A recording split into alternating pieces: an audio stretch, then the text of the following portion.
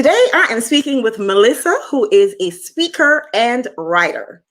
She thinks financial education is vital to creating the life you want. She paid off over $100,000 in debt in 3.5 years and saved their first $100,000 by the age of 28. Melissa believes Latinx, and minorities should also have access to important personal finance information. Hello and welcome back to Dr. Sev Talks Money. Here we talk about practical tips, realistic strategies, and workable solutions that lead to financial freedom. So I want to bring in my guest at this time, and we're going to have a discussion on how she did that. And she's going to be sharing some tips with us that can help us duplicate that result. Melissa, welcome to Dr. Sev Talks Money. I'm so happy to have you here. And I want you to share with us, starting with how you began this journey. What was the impetus for this journey?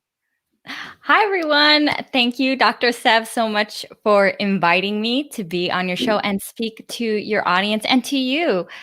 So what got me started on paying off my debt was that I like timelines. I feel like that's a very easy way to explain how the whole process went about. And in 2010, in December, I finished all my coursework and I ended up with $46,000 of student loan debt. Wow. And so I knew right off the bat when I graduated that even though they offer you to take 10 years to pay off your student loan debt, that I didn't want to take that long to pay it off. Because I'm a mechanical engineer by degree. And so I could do the math and figure out that it would cost me way more than what the actual degree was worth to take that long. And so I made a goal for myself that I was going to pay it off in 5 years. And then just to be realistic, I said, okay, in case that doesn't work, let me make a 6-year plan too. So I did that on Excel. I found all my debts. I found out what the balances were, what the interest rates were, and I put it all on an Excel. And that's how I managed my debt. Of course, after graduating in January, I was able to start full-time employment and at an engineering job. And I had an older car. I'm originally from California and I was going to school in Michigan, and I had driven it back and forth for several years, lots of cross-country road trips, and it had gone through Michigan winters. And of course, when you graduate, people tell you, okay, you've become an adult. Now it's time to buy these certain things, and buying a car was one of those things. And even though I didn't want to accumulate any more debt, I already felt kind of overwhelmed by the $46,000 plus dollars of debt. My coworkers were pretty they used to make fun of my car because the paint was peeling because of those Michigan winters with the salt on the streets. And so eventually I was like, okay, I'll buy a car. And I ended up buying a new car and adding another $18,000 of debt. So now I'm around about $65,000 of debt. But I was implementing my plan already, and I was paying towards my debt more aggressively. And so for me, I was just making sure that a bigger portion of my paycheck was going toward my debt. Mm-hmm. And so like for my apartment, I wasn't looking for the nicest apartment when I moved. I found something that fit my family, which at the time was my son and my mother. And so we rented just a 2-bedroom apartment, and I shared a room with my son, and my mother had her own room. And so I wasn't thankfully upgrading everything. I just made that one upgrade with the car. And then during my debt repayment journey, while I was paying extra on my student loans, I also ended up in 2012 getting married. And we were able to throw a wedding still. We decided we wanted to pay for it ourselves. And that was $5,000 that we set aside for that. And marrying my husband meant he had his student loans. And so we combined our finances. And so now we're more over $80,000 of debt because of his student loans, my student loans, and my car loan. Of course, then I had a kid, and we decided to adjust his car because it was only a 2-door kind of sporty car, and then we added another about $19,000 of debt. And those are the numbers for my $100,000 plus of debt. So it was really just student loans and cars, the two cars that we bought. Yeah, it's so easy for it to mushroom, right? It's so easy for it to because there are things that you really need, and then you start thinking, well, I have a good job. Why not just buy this car? When in reality, what we could have done, because I've been where you are, what we could have done is found a really nice used car, and without a payment. But sometimes we justify in our minds because of the job we have that, I can pay this. I have a good job. I have a good trajectory on my job, or I have the kind of degree that would lend itself to more money later, so I can do this. And before you know it, other things happen, just like you explained. It eventually added on, and you got to where you are. So you mentioned that you use a spreadsheet. I'm a very big spreadsheet advocate. I do have all the apps. I have all the bells and whistles, but somehow I gravitate back to my spreadsheet. And when you did your spreadsheet, did you order your debt based on interest, by the interest rates, or did you order them by the amounts? Because the snowball method versus the avalanche method. Which one did you use? Did you use a combination? How did that go?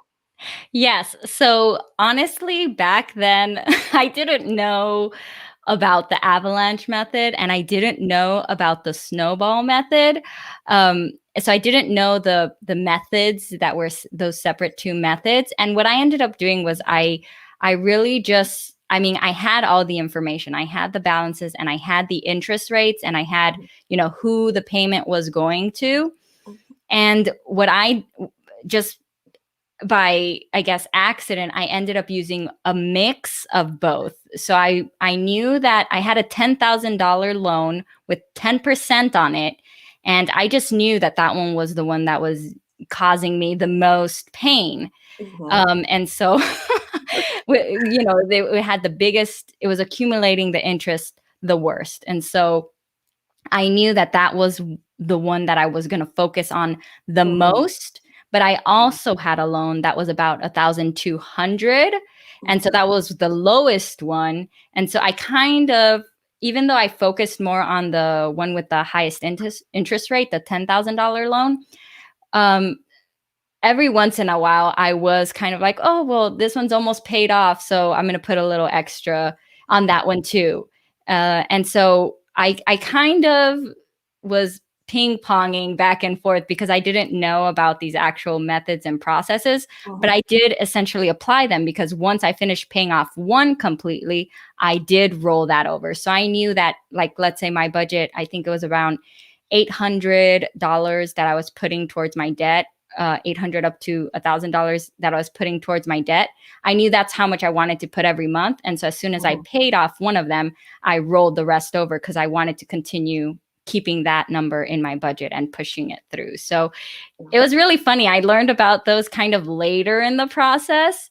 And when I did, I understood more of oh, okay, I really do want to focus more on the ones with the highest interest rate and just work that way. But that $10,000 one was really the one that was the one that was causing me the most pain. Yeah, it makes sense if you think about it. It's common sense. It really is. It really is common sense, because you have some debt, and the one is bigger than the other, and you want to get rid of it. That's your intent. So it's really, the natural inclination is to say, how can I get rid of this?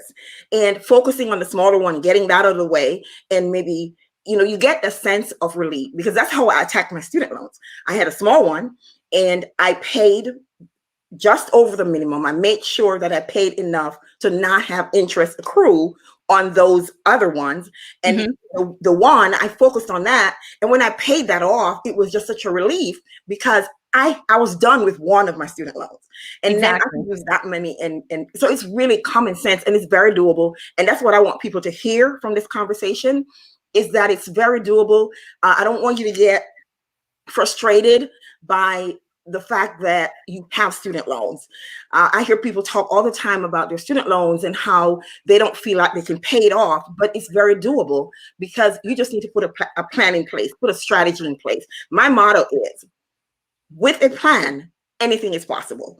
And if you can put a plan in place, even if you are not making what you consider a lot of money, maybe don't upsize your living.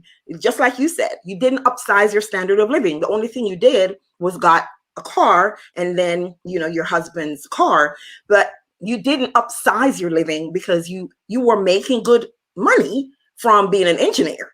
And I'm sure your husband was too. Yeah. And even then, though, increase your standard of living. Exactly. And even then, when we did buy the cars, we didn't buy Lexuses or SUVs.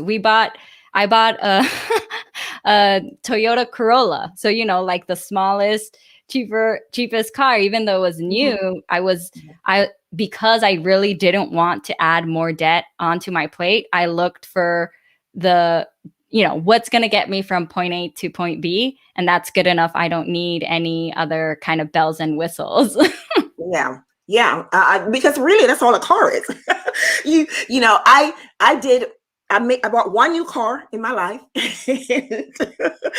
and that's a story for another day. And I've shared parts of it here on the YouTube channel. But at the time, I wasn't thinking about money or strategy.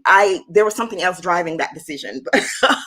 But really, in hindsight, I could have gotten a really nice car without the new car price, because driving it off the lot, it immediately lost some of its value. And I could have made a better decision. I mean, yes, I could afford it, but that didn't mean that I couldn't have put it off or gotten something cheaper, because there's something called opportunity cost. When you make a decision to buy one thing or to get one thing, you're actually giving up the decision to do something else. And I have a daughter in college, and I won't even share all the different stories about that, but she didn't do what I told her to do. So she got scholarships, but they were not going to be enough to cover her cost of living, and it would be out of state. So I said, stay in state. And the thing is, me making a decision to get that car, I could have probably contributed more to helping her in college. But my hands were tied because I had this car payment that I was making. That was the first and last time that I would have a car payment. Yeah. So I know you talk a little bit on your website about minimalism. So let's share with us how minimalism came into play with helping you to pay off your student loans. And then later we want to talk a little bit about how you were able to save as much as you did. Yeah. Yes. So even though so what happens with me apparently is that I kind of learn about these things, but I don't learn their official names, like the avalanche method. Common sense. Yeah. And so for me, like I said earlier, I went to school in Michigan, but my school offered a program where we could work, where we were required to work 3 months out of 3 months, we did work, 3 months we did school, 3 months we did work, 3 months we did school. And that was our year. And so what ended up happening was I actually got my co-op job in California. And so I was regularly driving back and forth from California to Michigan. And that was kind of the start of my practice with asking myself, do I really need something? Because I was either going back and forth in a plane with 2 checked bags, or I was going in my car with only what would fit in my car. And so I was constantly asking myself, do I really want to take this shirt with me? Do I really want to take these items with me? Do I want these papers? And papers are always the thing that take up the most space and are probably the least useful. Yeah. So that's kind of where it started, but it wasn't like minimalism in my head. I was just asking myself these questions. And then also, as for my engineering job, what I did in corporate was that I did process improvements. Mm-hmm. And so I was a continuous improvement practitioner. And what I had to do there was ask, like, how can we improve the process by eliminating any wasted time, any wasted money, any wasted effort or movement or inventory. And so I learned these things and I was putting them into practice at work. And eventually it dawned on me that I could apply these same processes and ideas to my home, where I could ask myself those same questions and make those same improvements. And so I kind of started practicing like that in tandem at the same time as I was paying off my debt. And but the whole term minimalism, I didn't really learn it till around 2014, which was closer to the end of my debt repayment journey. But like I said, I was already kind of practicing this like simple living. I think simple living might be a little bit clearer term. And so part of my simple living was that we made decisions not only to keep our, to try to minimize the things in our home, but also to minimize our schedules. Like, for example, I had children during that time, and we made the decision that, we didn't want to be running around after school or after work all the time for all these activities. So they could do one activity, they could do soccer, they could do dancing, but we weren't going to do all those things at the same time. We weren't going to be running from one activity to the next. We would do one, and when that one finished, after the 6-week session, they could choose to do something new, or they could do the same thing again. Yeah. And so that saves you money. It saves you time. It gives you more control over your schedule because I mean, we were working 9 to 5s, and that is demanding on us, on our schedule. And we wanted more flexibility during the rest of our days, during our weekends. And so we only made sure we did like one of these other scheduled activities with our kids during that time. And we did a lot of other fun things, a lot of free things, free events. I lived in Anaheim during my debt payoff journey, which is in California. And so we would go to downtown Disney. Back then, the parking was free, or we went to concerts in the park. We did all these other things because we could fit those into our schedule as we wanted to. And so with the minimalism, it kind of helped us for our debt payoff journey because we were only doing the things that we really wanted to do. And we wanted to have more just relaxed time. We didn't want to have to miss dinner or go get a rush dinner because our schedule was too hectic. And that helped us because we could cook more at home. Yeah, that makes again, I have to say practicality, right? Simplicity. We tend to hoard. We tend to be hoarders for some reason. And I guess it is a part of the lifestyle or the things that's told to us that we need. We need all these things. And so we're holding on to these things. We may need them for another day. We may need them. And the we may need them is like 10 years later and it's still unused, but we're holding on to it because we may, talking about me, we may need it for another day. And so we end up with all these things. People with a single person with 2 living rooms and 2 dining rooms. Why do we really need that? And I'm not knocking if that's your lifestyle, if you're listening to me and that's what you want to do. I'm just saying, question that. Why do you need 2 living rooms or 2 whatever? Why do you need all of that? Because society says that validates us as being successful. Society says that you need to be this place and you need to have these things to be considered successful. And I'm saying, bull. I'm saying, no, you do not need all of those things because that is coming, I think, from the consumerism lifestyle where companies want to sell you these things. Look at the ads on TV. Look at the shows, the Disney show, even what's being fed to your kids on Disney and all of those other kids programming. Look at the message that they are sending.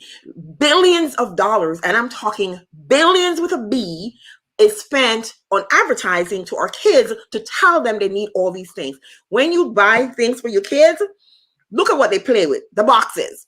And after a month, they can't even find those things that they wanted so desperately that they cried and asked you for, because society said they need these things, and if you don't give it to them, you are setting your kids up for failure. These are the messages that they send, and I'm saying no. And I in my household, that doesn't work. That doesn't work. I don't care what's happening out there. That doesn't work. And that's what you're saying indirectly with minimalism. It's, do we need to have our kids in soccer, music, ballet, dancing? Or do we really need that? Because next door might, in my subdivision, this women's group, or this group of women or group of moms competing with each other to have their kids in a million things. Do we really need that? Sometimes the poor kids don't even want to do all these things, but we force them into that. And then we end up in debt.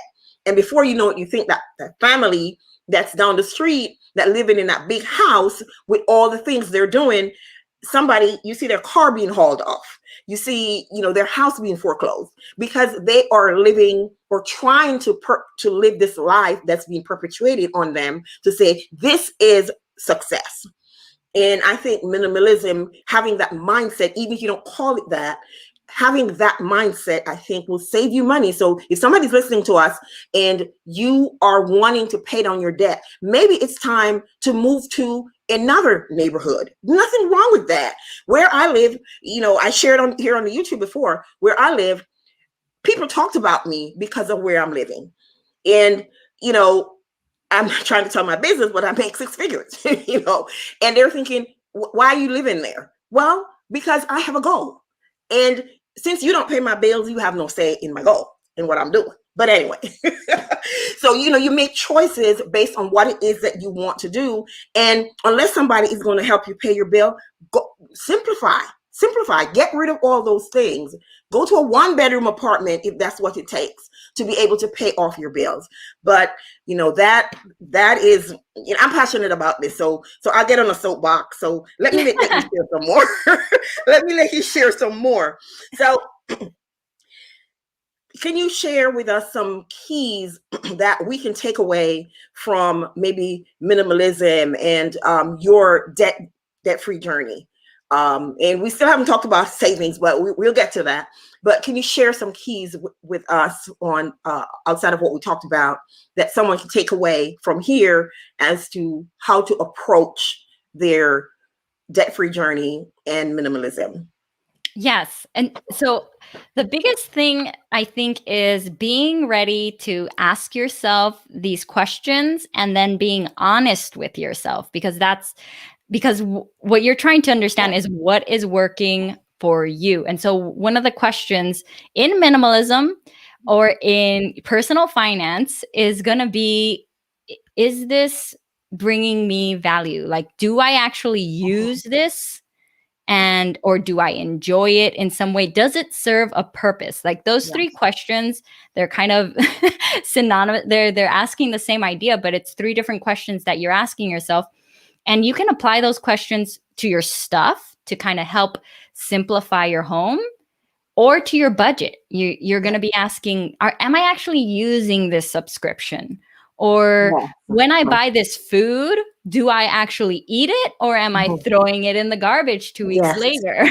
Or am I throwing away a bunch of leftovers? You're asking yourself the question of like, is it useful? Does it serve a purpose? Yeah. And then if it doesn't, if the answer is yes, then good. Keep doing that. There's nothing wrong with, enjoying certain things and doing those things. But if the answer is no, then how can we either eliminate or reduce? We want to get it completely out of the way or make it smaller. Yeah. And so for minimalism, for us, that was, for example, I do capsule wardrobes. And what that does is that it helps you look at your closet, ask those questions that I just said, like, am I using it?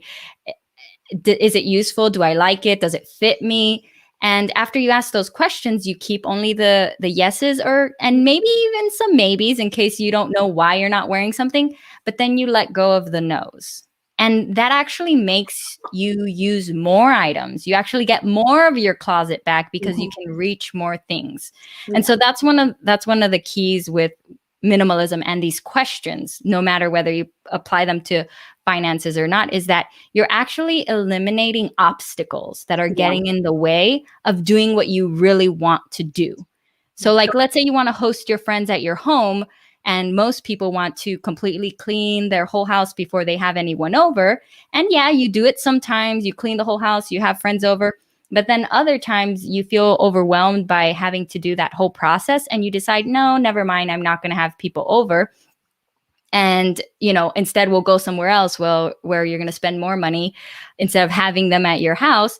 And so what minimalism does is you start looking around, and instead of worrying about picking up 200 things or 2,000 things in your home, you reduce only to the things that are useful, and then cleaning up your houses much quicker because you just own less stuff.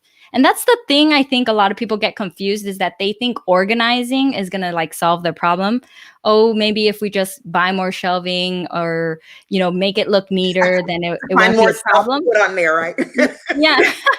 But in the end, like, we all know the truth, which is putting away 20 things is so much easier than putting away 200 things or 2,000 things or 100,000 things. And I don't know if you know this, but the average American home has, it's been studied that it has about 300,000 things, like whether it's your pencils or your old electronic cords for electronics you don't even own anymore, or your cars. But we might use it. We might need it sometimes. Yeah. That's why we hold on to it, right? Yeah, there's so many things. And so the biggest key takeaway is that you have to ask yourself the questions, and you have to be honest. And and the honest part about you is that it has to be about you.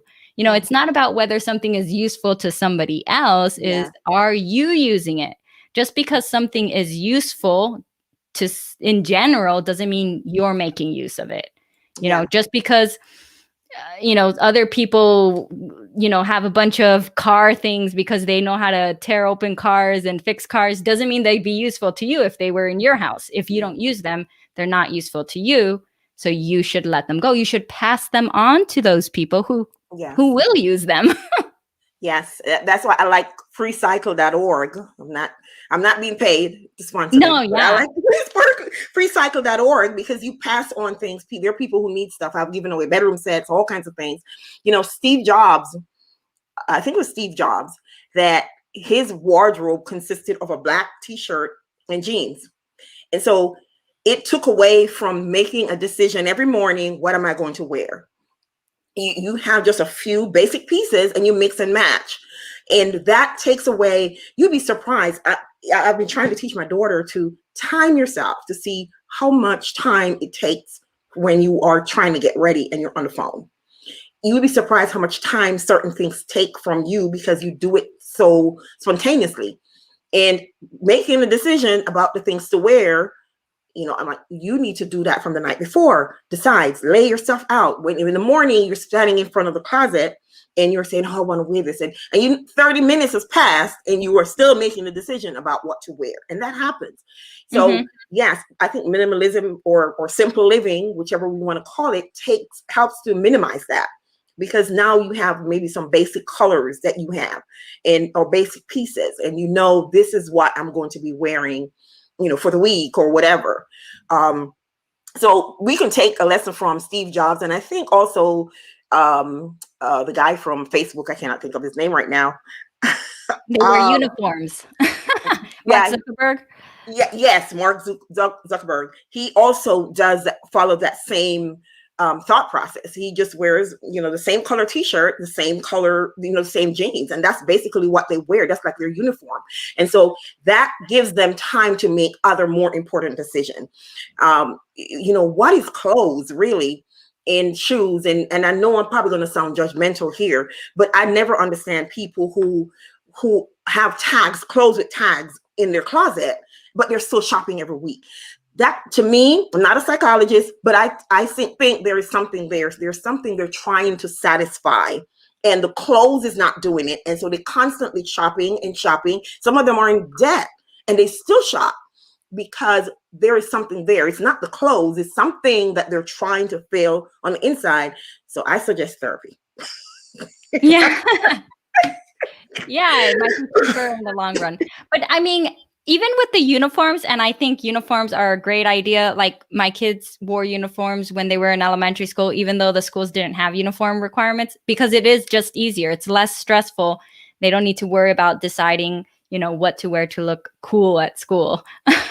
But it just, I mean, but you don't have to go that extreme either. Like it doesn't have to be you always wear a black shirt and a pair of jeans. You can have some other items in your capsule wardrobe, but it's still an improvement from having an overflowing closet, because now you don't have all those meh items in your closet. You don't have those items that are just in the way. Because a lot, like you said, a lot of people have lots of clothes that they want to wear, but they can't find it. That's the problem. They can't find it because it's lost in all the clothes that they don't actually like. So you get rid of that stuff and it makes space. Yeah. And it's, like you said, you save money. You don't have to go buy more because you actually are getting to use the stuff in your closet. Yeah, I've heard some story of people who were looking for a specific item in their closet, and they thought they didn't have it, so they went and bought it, and then they found it later. So now they have two of that item. Mm-hmm. So yeah, thinning out your closet makes it easier to see what it is that's there and how you can utilize it. Now, we need to touch on saving. So share with us some of the strategies that you use to be able to save over $100,000 before you turn 28. Yeah. So one of the things was that even during my debt repayment journey, I tried to I made sure that I was also saving some money in my company 401k because they offered a match. Yes. And so, free money. Yes. And yes. Oh my goodness. This one always drives me crazy because I know people who I worked with who didn't open their 401ks. And it was always so surprising because it was like, people will complain about not getting a good raise, like a 2%, they'll get a 2% standard of living raise.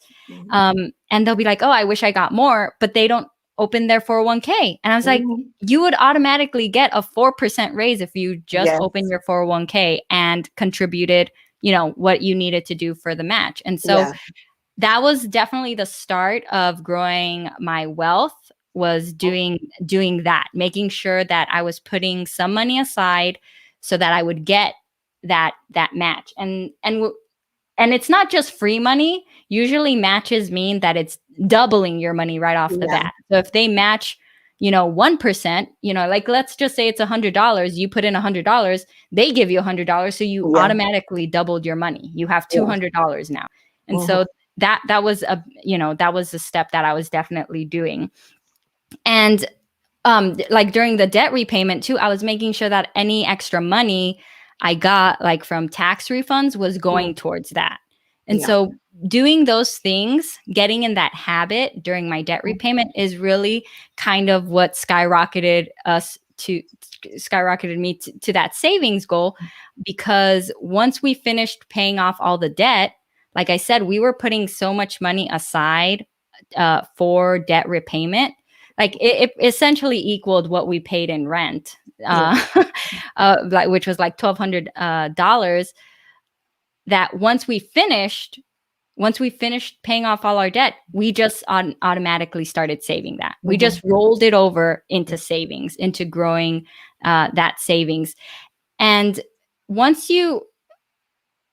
I finished off paying my debt, what I also learned, towards the end of my debt repayment journey, like I said, I had originally planned to do it in 5 years, and I ended up doing it in 3.5 years, was because I found something called the FIRE movement, which is financial independence, retire early. And what I learned there, just these things that I should have realized at the beginning, really kind of helped me more. So we had saved an emergency fund for our, for emergencies. We had done the $1,000, which I totally recommend people to do even as they pay off debt. But then we were also saving still some money in savings too. So we tried to put at least a little bit aside in savings for just to have in savings for other things. And what I learned once I learned about the FIRE movement was that in our savings account, our interest rate is literally like 0.00001%. Like it's nothing. You have $1,000 in there Yeah. and you maybe made 10 cents. Maybe. Yeah. I think I'm being generous. I think you made 1 cent, really. Yeah. So they give you nothing. And Right. on the other side, you have debt that's at 6% or 8%, or if it's a credit card, 25%. Yes. And so, yes, you should definitely save money into savings for an emergency, for sure. But but after a certain point, you're actually going to do a better job putting any extra money into the debt, because it's actually going to go farther. Like your $100 is going to go farther because it's going to lower your interest that much more, as opposed to it's actually it's actually an instant saving. Yeah, exactly. You're paying 15%, for example, in a card, and you're getting, we'll be generous and say 1% in savings. Yeah, so you're losing 14%, give or take. You're losing 14%, and you can never really get wealthy by saving. There has to be investments. You have to invest in order to get wealthy. And there's no person walking around who is wealthy who just saved money in their savings account. They did some type of investment in the stock market, in real estate, in something. And that's really the key, I think, to building wealth. Is investment. And I discovered Roth IRA late in life, and I wish I had learned about it, at a younger age.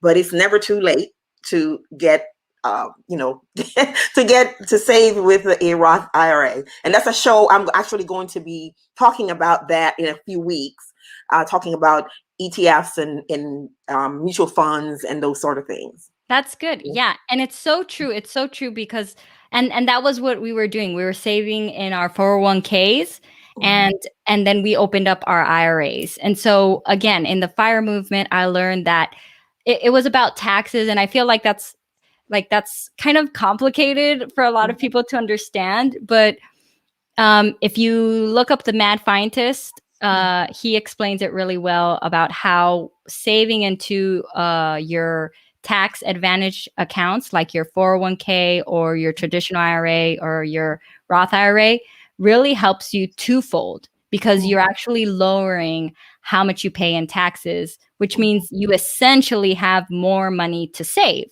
Yes. And so once we finished paying off our debt and found the FIRE movement, we didn't just roll everything over to savings. I misspoke there. We increased our contributions to our 401ks. We increased our contributions to our Roth IRAs to the point where we maxed them out. And that benefited us because it lowered us from one tax bracket to another tax bracket, which means we paid less taxes. But we also, got you get tax return money when you get lowered into a lower tax bracket. And so that compounds. And, we got all those matches. We got the matches from our company, and it just grows. So yeah, you can't just grow it in savings. And even if you are putting it in savings, at least make sure you're putting it in the right savings account. Because like I said, 1% is very generous. That's only the case in very few banks. And those banks that pay you 1% are called high yield savings accounts. So if you are going to save your $1,000 or try to get a month ahead or save 3 months worth or 6 months worth of spending money for emergencies, you do not want to save that in just any bank account. You don't want to save it in your brick and mortar bank because they are paying nothing on that money. Instead, you could save it at a high yield savings account, and at least you're going to earn you're going to be earning 100 times better than what you're getting. I mean, it's shocking. It's shocking the difference. And even though your emergency money is not meant for growth, like it's for emergencies, at least you're getting the best interest you can get. So yeah, you want to maximize it because they take your money and they loan it out to somebody else and they make money off your money, but they pay you peanuts. Yeah, and with the what the what the Roth and the IRA, in the traditional IRA and the 401k does is, for somebody who is lower income, you want to go to Roth. The reason you want to do that is because you're typically in a lower tax bracket when you have a lower income, and that then you want to go ahead and pay that tax, because you're going to pay the tax either before or after. So if you're in a lower tax bracket, you want to pay the tax now and invest in a Roth IRA with after tax money. When you're in a higher income bracket, you're in a higher tax bracket. So you want to defer that taxes. And that's when you want to go to a 401k or a traditional 401k or a traditional Roth IRA. Traditional IRA, because now you're not paying, now you're deferring your taxes, because you're hoping when you retire, your tax rate is going to be lower. So you really want to do a mixture of, Roth and traditional IRA or 401k, because you're trying to balance out your tax, your what you're going to owe Uncle Sam, because Uncle Sam is going to get it at the beginning or at the end. So you have to put a strategy in place to try to minimize how much Uncle Sam gets. And your income bracket is what's going to help you determine that. Because if you're in the lower tax bracket, you want to use after tax to invest, because then Uncle Sam can't touch that afterward. He's already gotten his portion. If you're in a higher tax bracket, then you want to defer by using before tax money to invest. Yes. So very true. Yeah, this is something that I'm so passionate about, this thing. I can't wait to share in the next couple of weeks when we talk about 401ks in more depth. I have spoken about it before, but I can't wait until we talk about it in more depth, because a lot of people don't realize that what they do have, that they can maximize it, because they are intimidated by the words investments. They're intimidated by the word 401k and the word IRA. They are intimidated by that, and it is so very simple. And I want to make that simple for people. I want to make the money conversation one, like talking about a movie, going to see a movie, and you tell your friends about the movie. I want the money conversation to be that simple, because it can be that simple. Yeah. But if you do feel intimidated, like that's normal when you're just learning. Like it's understandable. Like I myself, when I started working full time, I started in January, but I waited till May to open my 401k because I was intimidated. But I just kept, you just got to keep pushing forward, keep trying, keep looking up the information, and take action, because taking action is what's going to get you there. But yeah, if you feel intimidated, just pat yourself on the back and keep going, like keep moving forward. Yeah. And I guess it's a good thing to be intimidated, because what it means is you are making an effort to learn. You are wanting to learn. I always liken learning about personal finance like going to a big college campus. When you get there, you're intimidated, but you make the effort to learn how the shortest cut to get to my class. Where is the music room? Where is the science lab? You figure out all of that. At first you're intimidated, but you figure all of that. When you go to a new job, there are things that intimidate you, especially if you're just out of college and you don't know, all how to play the game. But you eventually learn because you make an effort. And I think the same is true of personal finance. And I have to say that in years past, the people who stewarded personal finance in that world, they made it such that you had to come to them to know about personal finance. And so they made it seem intimidating because you needed them. And now there is such a proliferation of information everywhere, but still that old feeling of intimidation is there. And I just want people to know that it's okay, as you said, to feel intimidated, but what is not okay is to not do anything about it. Exactly. It's just not okay to not do anything about it. And there are channels like mine. There are a lot of personal finance channels on on podcasts and YouTube and there are newspaper articles, and there's so much information out there. Just make a habit to say, okay, I want to learn about maybe ETFs, exchange traded funds. I want to learn about that. So just focus on that and just learn as much as you can, maybe in a month or 2 months or 3 months, and get educated on that. And then maybe say, okay, I want to learn about mutual funds. What does that mean? And focus on learning about that. Break it down into bite-sized pieces and try to learn as much as you can about each of those things, and then see how that fits in your overall portfolio. And there are lots of non-fee, no, what do you want to call them? They are fee only. Fee only. That's the word I was looking for. Fee only, advisors who you can sit with, and you pay them a minimal amount, and get the information first. This is what I would say. Get the information first. Learn as much as you can. And then when you go in there and you're talking to you, because you don't want it to go over your head. So learn as much as you can, and then talk to them, and they will help you, because they have fiduciary duty to make sure that whatever they're telling you is in your best interest. And so learn as much as you can, and then go in there and talk with them so that you can get the help you need, and start small. Don't be intimidated. Start small, because I did not start really investing the way I should. I've always put money in my 401k, but I just did that by rote. I didn't understand what I was investing in. And it wasn't until I was in my late 40s, 50s when I started understanding what and how I was investing. And so it's never too late to do that. So okay. All right. So anything that you would do differently? Is there anything that you would do differently throughout this lifestyle of saving, paying off the debt and saving? What would you do differently? So I feel like you pretty much hit the nail on the head there earlier, which is just like, as you're learning, sometimes when you're in the future, you just wish you would have learned it sooner. So like I said, I didn't know what the avalanche method was. I didn't know what the snowball was.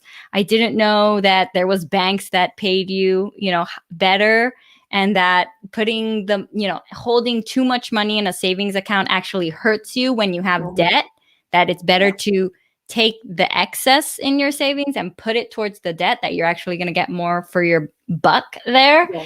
And so I think sometimes I get frustrated at that. I'll look back and I'll be like, oh, I wish I would have known that sooner, so that I could have paid it off sooner. And sometimes I have my car. Actually, today I just realized that my car is 10 years old now. So, I'm still using it. I'm getting my money's worth for it. But when I bought it, once I started paying off my debt, I was like, oh, well, why did I do that? And I learned about, oh, I could have gotten a used car instead. Why didn't I do that instead? But, it was part of my journey. Like that, that's what I needed to do. And so for me, it's just really just continuing to learn about the money and the debt repayment, and then going from the debt repayment and not just stopping there, but turning into the wealth building. Like, okay, well, now that I finished off paying my debt, what can I do with my money? What can my money do for me? And I really am thankful that I discovered the FIRE movement, because the thing your money can do for you is it can buy you your time back. And that was a big thing for me, was saving aggressively. And that's why we saved up to $100,000, is because we wanted to buy time back. I wanted to take a year off to be with my kids. I wanted to go on a mini retirement. I had these other big goals I wanted to do. And so, that was the thing. So I'm happy I knew what my why was. And I think that is another kind of key takeaway, that as people are going through their debt repayment journey or even their wealth building, is that you have to know why you're doing it. Yes. Why do you want that goal? Not just because that numbers are just numbers. They have no meaning unless you give them meaning. And so and so for my debt repayment, I knew it was a pride thing. I was like, I'm not going to give that school any extra money. Like, I know. No, they you're not getting my interest. yeah, I'm like, they say this degree is worth this much money. I'm not going to give them any extra money. You know, it was a pride thing. But when it was wealth building, it was very emotional. I wanted to take a year off to be a stay-at-home mom for 1 year before both my kids were in school, so I could focus on them. And that really kept me motivated in us finding and doing all the fun, free stuff that you could do and not worrying about the fact that we weren't doing all the paid stuff. You know, we looked for all the free, fun things we could do as a family, like go to the beach, get free parking, hang out there all morning. And so there was some hard times, there was some difficult moments, but I mean, I feel like I did the best I could during the situation. And so if anybody, wherever your stage in life is just keep learning. Just keep learning. In the future, you're always going to feel like you wish you would have done something differently, but just keep learning. And that's going to keep moving you forward. Yeah. Yeah. I think the only mistake we make or the only thing we do wrong is not learning from whatever we do. You know, if we don't learn from it, that's the only real mistake. Mm-hmm. And you said some key points about, you know, the time. Oh, okay. You know, spending the time with your family, you know, that's priceless. You can't really put a price on that. And the key is learning from it and learning how to apply what you've learned to be able to apply it to another situation so you can maximize the value of that. So is there anything else that you want to share with us? I mean, obviously there's so many little details and things, and I just, you know, I hope people got something out of it. And like I said, minimalism and personal finance, as long as you're asking those basic questions of like, is it useful? Does it bring me value? Like, does it serve a purpose? That's going to help in all your areas of life. And if anybody's interested in getting started with like capsule wardrobes and those things, I do one free capsule wardrobe webinar a month. And so definitely feel free to come check it out, because practicing it, whether it's on your clothes or in your home, is going to get you used to that habit of asking that question, and you can apply it to your finances too. So yeah, two things you said. You talk about habits, and that's one of the key things, even with saving or whatever. It's a habit. If it's $1, getting the habit of saving $1, that is going to help you develop that habit. And then eventually that dollar becomes more. And then the other thing that you talk about is having a why.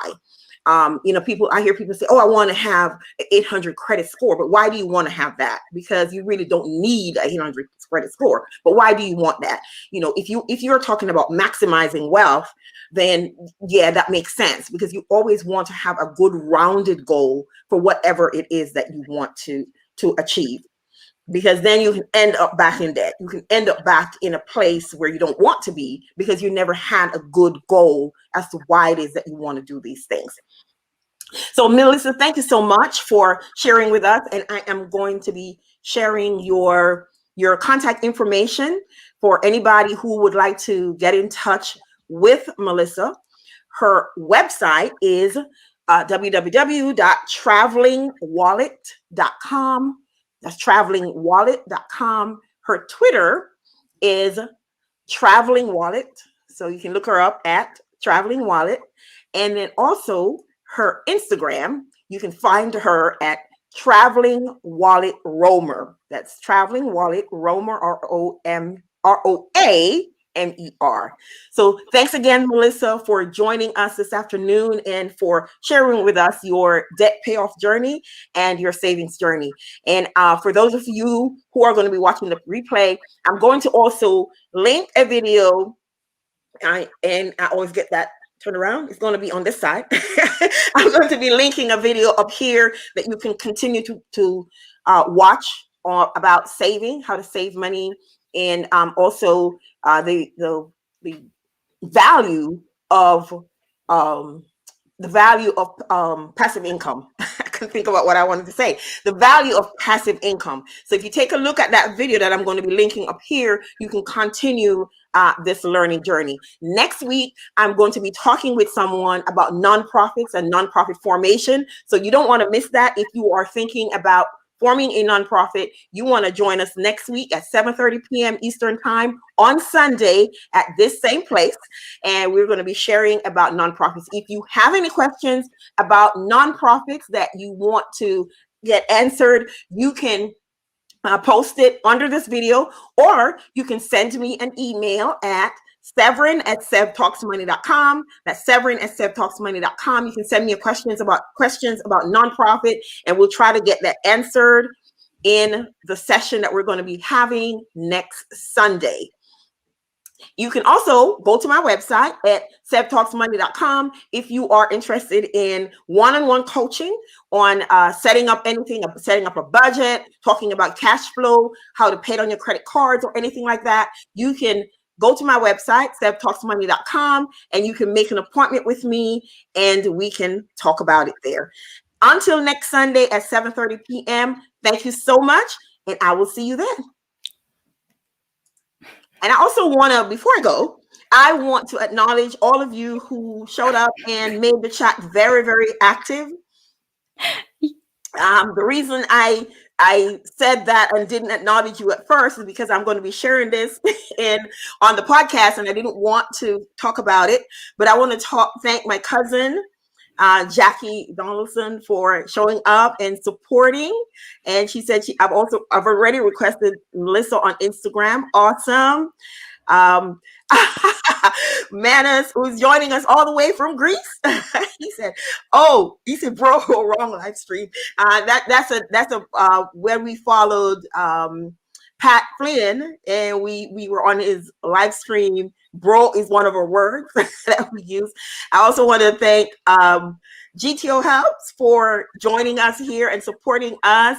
And Sylvia, Sylvia, thank you so much for joining us. And Miss Beverly Harper, who's always here. Thank you so much, Beverly, for joining us. And I hope I didn't miss anyone, but I appreciate every one of you. Please spread the word, because we are talking personal finance because the goal is to educate. We want to make sure people understand that they have options and not get intimidated by what's going on. Or even if you are intimidated, find a source where you can get the information that you need. So until next Sunday, I will see you.